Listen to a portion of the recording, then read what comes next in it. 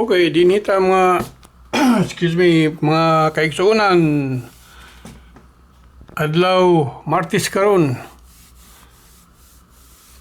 January 11.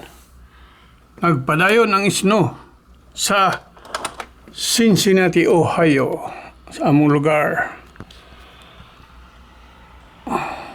Nagpadayon ang isno atong abrihan kana ato makita kusog ang isno.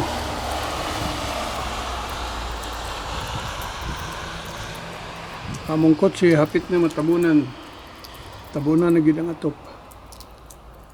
Ito kan Jonathan nila nagtrabaho karon, sigurado puno na putog isno yung kotse.